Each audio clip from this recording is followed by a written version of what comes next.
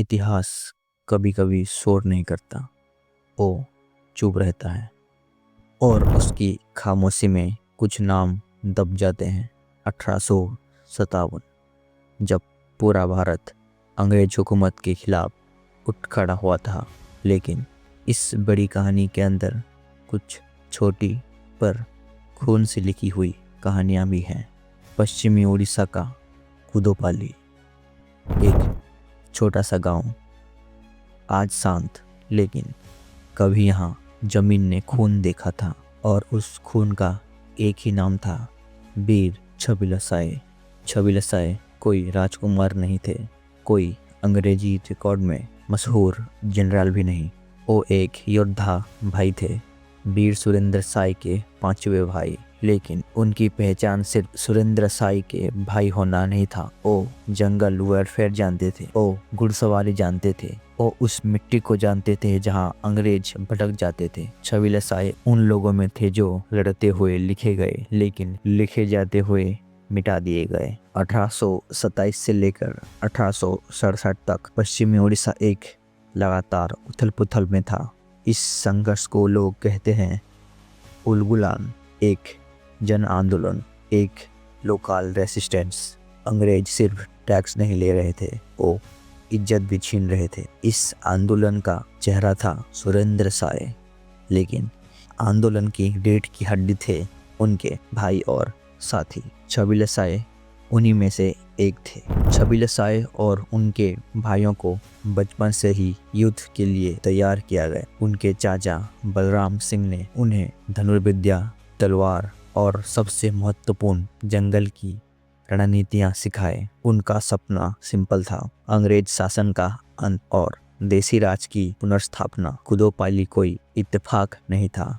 यहाँ से संबलपुर सिर्फ 4 माइल दूर था। रांची रोड भी नज़र में थी, कोलकाता रूट भी। इसका मतलब था जो कुदोपाली को कंट्रोल करेगा वो पूरे रीजन की नदी पर हाथ रखेगा। इसीलिए छबिलसाई जैसे योद्धा यहीं टिके रहे। ब्रिटिश ऑफिसर्स अपनी प्राइवेट लेटर्स में लिखते हैं, सिचुएशन इज बियॉन्ड कंट्रोल। डाक बंद, पोस्ट ऑफिस जला दिए गए, सोल्जर्स बीमार, कोई जंगल में घुसने को तैयार नहीं। कैप्टन लेक जैसे ऑफिसर्स मेंटल प्रेशर में जूझ रहे थे। वो लिखते हैं, I am mentally incapable of handling this charge.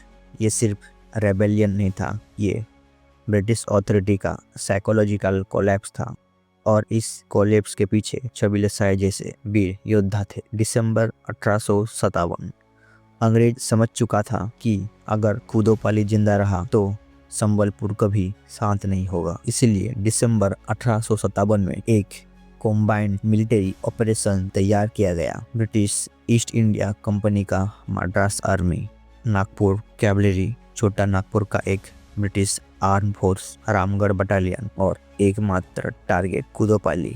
अंग्रेजों ने सीधा हमला नहीं किया, उन्होंने पुरानी चाल चली, पीछे हटने का दिखावा किया। मकसद था रेबेल्स पहाड़ों से नीचे उतरें और कैवलरी उन्हें घेर लें। 17 दिसंबर को ये चाल चल चुकी थी और दुख की बात 30 दिसंबर को भी वही गलती हुई। सुबह का वक्त था, जंगल में हल्की धुंध।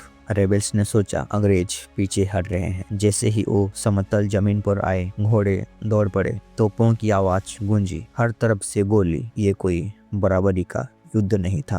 अंग्रेजों के पास तोप, राइफल, कैवलरी थी, फिर भी रेबेल्स भागे नहीं। 53 योद्धा वहीं शहीद हुए। इस हलचल के बीच सुरेंद्र साय बच निकले, लेकिन छबिलसाई नहीं बच सके।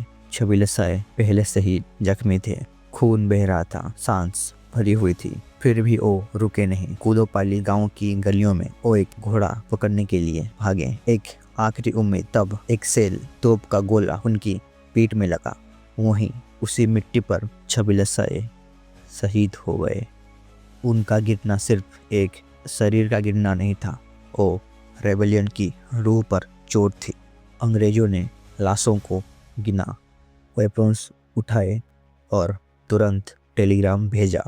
मद्रास से कोलकाता तक संदेश गया, मेजर विक्टोरी अचीव्ड। ये अंग्रेजों की पहली और बड़ी जीत थी और इसी जीत ने शक्ति और जोर का यूज करके लोगों के विरोध और आंदोलन को दबा देने का हिम्मत मिला। आज भी शाम के वक्त छोटी लड़कियां खेलते हुए छबिलसाई का गीत गाते हैं। ये एक जिंदा इतिहास है। 1857 की कहानी सिर्फ दिल्ली और मेरठ की नहीं थी। कुदोपाली भी उस आग का हिस्सा था और छबिलसाई उस आग का एक अनजाना शोला। उनका नाम शायद टेक्स्ट बुक्स में कम है, लेकिन उनका बलिदान इस मिट्टी में जिंदा है। इतिहास तब अधूरा होता है जब छबिलसाई जैसे लोग भूल जाए जाते हैं।